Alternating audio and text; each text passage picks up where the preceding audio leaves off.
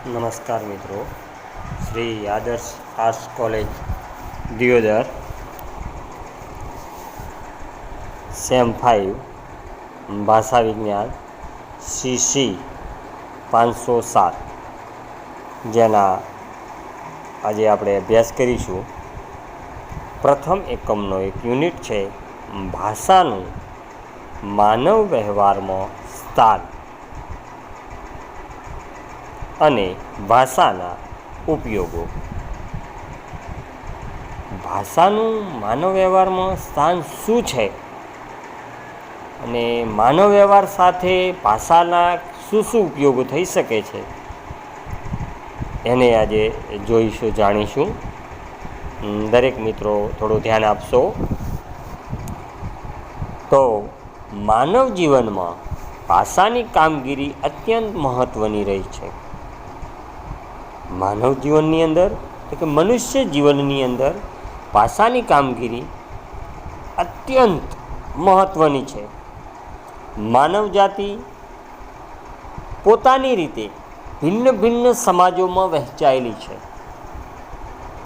એમની વચ્ચે રોજિંદા એટલે કાયમી આપલે કરવામાં એટલે વ્યવહાર એક મનુષ્યથી બીજા મનુષ્ય સાથેનો વ્યવહાર કે પરસ્પર સહકાર સાધવા ભાષાની આવશ્યકતા રહેલી હોય છે. મનુષ્યના વિકાસ સાથે ભાષાની અગત્ય વધતી જાય છે. માનવ સંસ્કૃતિનો આધાર ભાષા પર રહેલો છે. મનુષ્ય પ્રાપ્ત કરેલી અનેક સિદ્ધિઓ, એક સિદ્ધિ તેની ભાષા પાસે રહેલી છે. તેને ગણી શકાય એ એવું ઉપકરણ જેના વિના માનવ જીવન અધૂરું છે.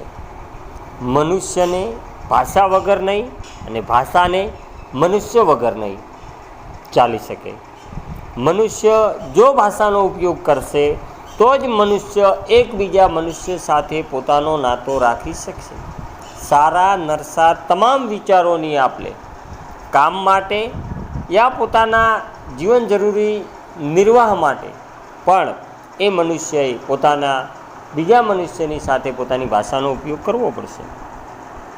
આમ માનવ જીવનમાં ભાષાનું અગત્યનું સ્થાન છે.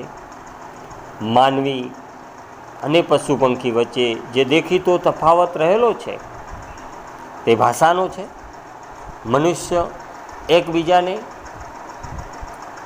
બોલાવીને, કંઈક કામ કરાવીને, કામ સોંપીને, પત્ર વ્યવહાર દ્વારા યા મૌખિક બોલીને સમાજના રીત રિવાજોના પ્રસંગમાં પણ સારા નરસા બંને પ્રસંગોમાં મનુષ્ય ભાષાનો ઉપયોગ કરી અને બીજા મનુષ્ય સાથે પોતાનો નાતો અને વ્યવહાર જોડી શકે છે. જ્યારે પશુ પંખી એ ભાષા જેમ મનુષ્ય વાપરી શકે છે એમ પશુ પંખી ભાષાનો ઉપયોગ કરી શકતા નથી. માનવીના વ્યવહારનું માધ્યમ જ ભાષા છે. ભાષા છે તો સમાજ વ્યવસ્થા છે અને સમાજ વ્યવસ્થા છે તો સંસ્કૃતિ ટકી રહી છે. આમ અન્ય સજીવ સૃષ્ટિઓમાં માનવીનું મહત્ત્વ ભાષાને કારણે જ રહ્યું છે. આજે જગતમાં સહેજે 3,000 ભાષાઓ બોલાય છે. આખા વિશ્વની અંદર અંદાજિત આશરે 3,000 જેટલી ભાષાઓ બોલાઈ રહી છે. આદિવાસી કે ગુફાવાસી માનવીથી લઈ મહાનગરો સુધી, સામાન્યમાં સામાન્ય આદિવાસી માણસથી માંડીને મહાનગરની અંદર રહેનારા માનવી સુધીની ભાષા, તમામ માનવ સમાજ ભાષાના તંતુથી જોડાયેલા હોય છે. ભાષા માનવીને ઈશ્વરદત્ત એટલે કે જન્મથી જ વારસામાં મળેલી નથી. માનવ સમાજે તે સર્જી છે. બાળક જન્મે છે ત્યારથી જ એને આજુબાજુ કુટુંબના સગાવાલાથી એને ભાષાનું શ્રવણ કરાવવામાં આવે છે અને પછી એ ધીરે ધીરે બાળક સાંભળતું થાય છે, પછી બોલતું થાય છે અને પછી ભાષામાં લખતું પણ થાય છે. આ પ્રકારની એક ક્રિયા ભાષામાં હોઈ શકે, માણસમાં હોય છે. અનુકરણ દ્વારા ભાષાનું શિક્ષણ વંશ પરંપરાગત અનુભવ સાથે વિકાસ પામ્યું છે. ભાષા મારફતે મનુષ્યે વિવિધ પ્રકારનું કામ લીધું છે.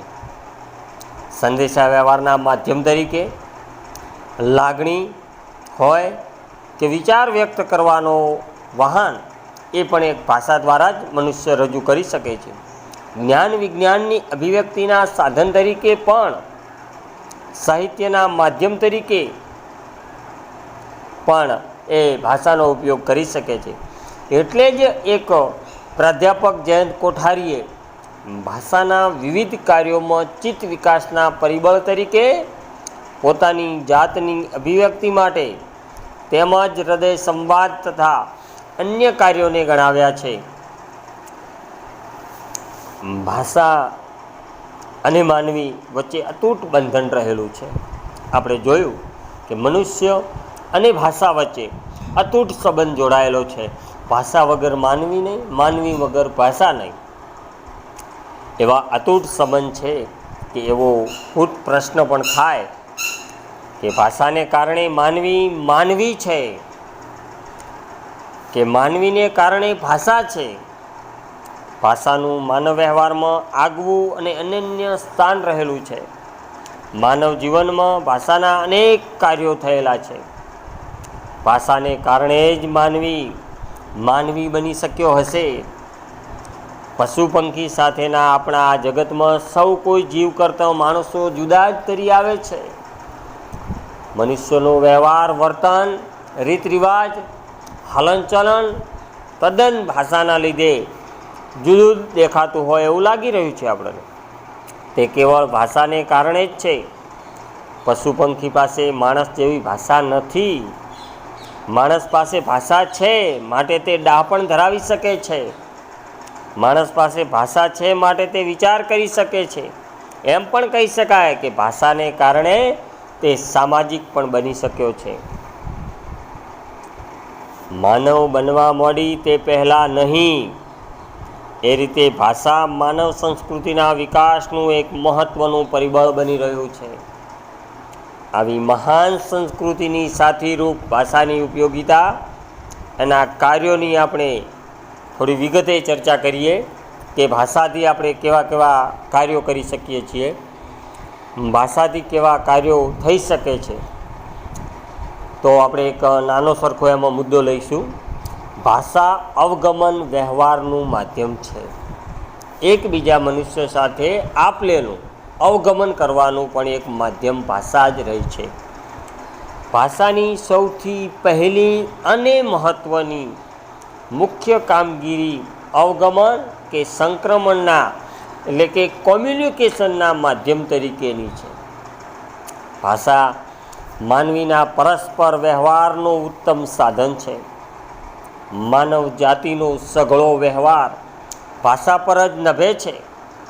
અને તરસ લાગે અને તરત જ બીજાને કહું છું અથવા તો બીજી વ્યક્તિ પાસે પાણી મંગાવી શકું છું, ત્યાંથી તે પ્રેમની અભિવ્યક્તિ સુધીના તમામ વ્યવહારો ભાષાના કારણે જ શક્ય બન્યા છે.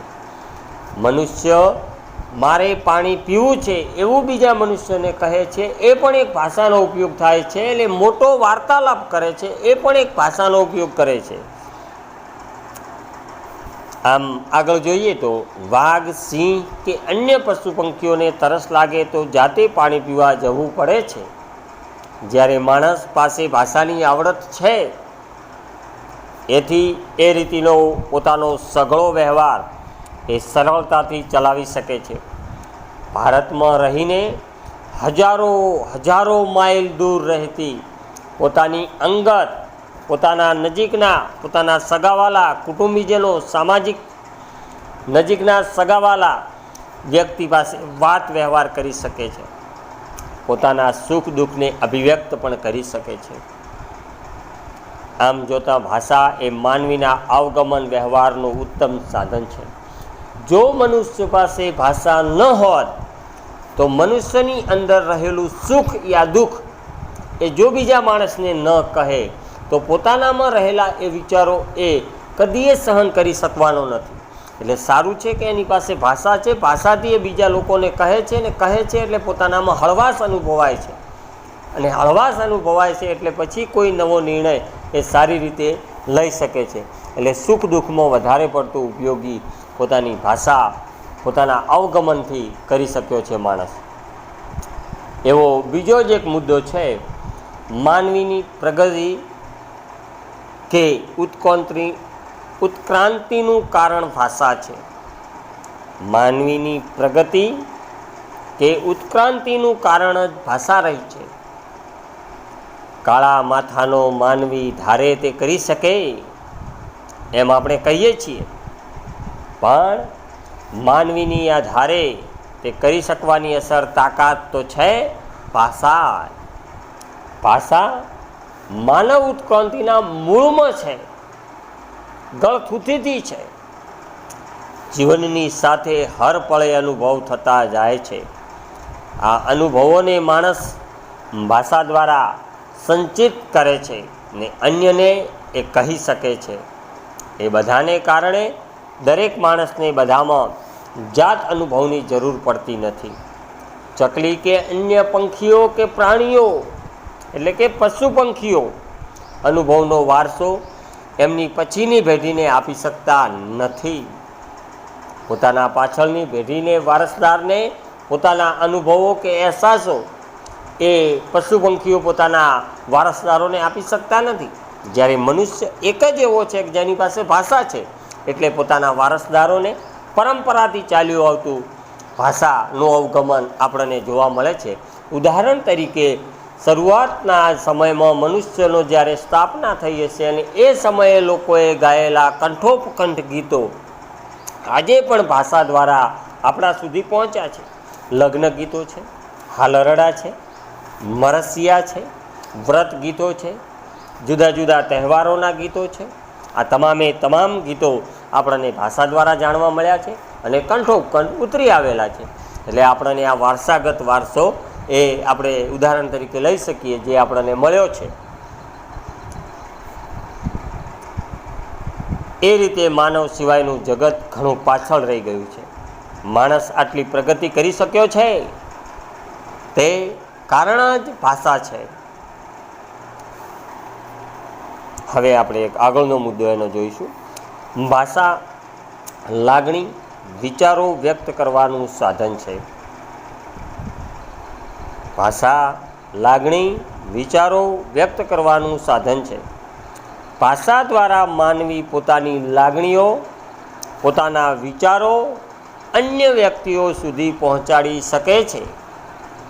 પોતાની વ્યથા કથા એ કહી શકે છે. આપણે આગળ જોયું એમ સુખ દુઃખની તમામ વાતો એ બીજા માણસ સાથે આપણે કરી શકે છે. માણસ પાસે એક સંકુલ ચિત્ત રચના રહેલી છે. એની આ ચિત્ત રચનાઓમાં સતત વિચારો ચાલ્યા જ કરે છે. આ વિચારોનું માધ્યમ પણ ભાષા જ હોઈ શકે. ભાષા વિના માણસ કેવી રીતે વિચારે એ પણ ગૂઢ પ્રશ્ન થાય. એટલે તો એમ પણ કહેવાય છે કે ભાષા વિના માણસ વિચારી પણ ન શકે. પોતાના ચિત્તમાં ચાલતા આ વેપારોને ભાષા દ્વારા માનવી બીજાઓની સમક્ષ મૂકી શક્યો છે.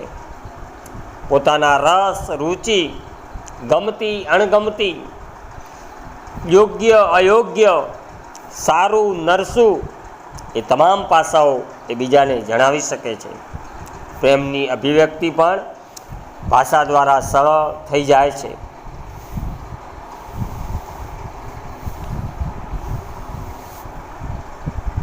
એટલે છેલ્લો એક મુદ્દો છે એનો કે ભાષા સાહિત્ય કલાનું માધ્યમ બન્યું છે. ભાષા સાહિત્ય કલાનું એક માધ્યમ બન્યું છે. સામાન્ય રીતે આપણે ભાષાને અન્ય વિષયોના માધ્યમ તરીકે જોઈએ છીએ, પણ ભાષાનું પોતાનું પણ એક સૌંદર્ય શાસ્ત્ર રચેલું હોય છે, જેને આપણે સાહિત્ય કલા તરીકે પણ જાણીએ છીએ. શબ્દાર્થો સહિતો કાવ્યમ એવી આ સૌ કળાઓમાં શ્રેષ્ઠ કળા જો કોઈ હોય તો એ ભાષા છે. ભાષા થકી એ કળા વિકસી છે. આ કળાના આનંદને બ્રહ્માનંદ સહોદર ગણવામાં આવ્યો છે. એ રીતે ભાષાની સૌથી ઉત્તમ કામગીરી હોય તો એ સાહિત્યની થઈ છે.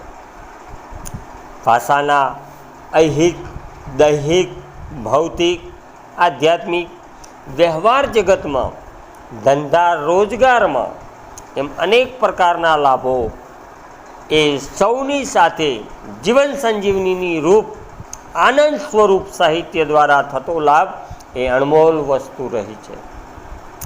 નવલિકા હોય સાહિત્યમાં, નવલકથા હોય કે કવિતા હોય, જેવા સાહિત્યિક સ્વરૂપો દ્વારા સાહિત્યનો સર્જક ભાષાના નાદ, લય વગેરેનો ઉપયોગ કરી ભાષાને નવોન્મેષશાલિની રૂપે રજૂ કરી છે. એનાથી જે લાભ થાય છે તેથી તો ભાષાનું માનવ વ્યવહારમાં અનિવાર્ય સ્થાન બની રહ્યું છે. ભાષાના જીવન વ્યવહારમાં અનેક કાર્યો છે. માનવ વ્યવહારમાં ભાષાનું સ્થાન અજર, અમર અને અજય રહેશે. અજય છે એવું કહી શકાય છે. અને એ આપણે હર કોઈ માણસને બોલતો સાંભળીએ, વાર્તાલાપ કરતા સાંભળીએ, વક્તાઓને સાંભળીએ, સાહિત્યકારોને સાંભળીએ તો આપણને લાગી જ આવે છે કે એની પાસે ભાષા કેવી છે, કેવા પ્રકારની છે. પણ એ ભાષાથી જ મનુષ્ય ઘડાયો છે અને મનુષ્યનું ઘડતર પણ એ ભાષાથી થયું છે. આ આપણે ભાષાનું માનવ વ્યવહારમાં સ્થાન અને તેના ઉપયોગોને આપણે ધ્યાનથી નિહાળ્યા. હવે પછીનો આપણે બીજો ટૉપિક ભણીશું.